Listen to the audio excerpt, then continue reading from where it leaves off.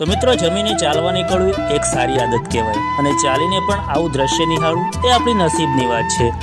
તો વેરાબંધની રાત અને માનો સાથ એવી કવિતા લખવાનો પ્રયત્ન કર્યો છે, એક શાયરી લખવાનો પ્રયત્ન કર્યો છે। તો ચાલો તમારા સામે પ્રસ્તુત કરીએ। તો કહેવાય છે, જમી પરવાળી નીકળ્યો હું જ્યારે ગામને પાદર, જોયો તો ડુંગરે ઓઢી હતી શાંતિથી કાળી ચાદર।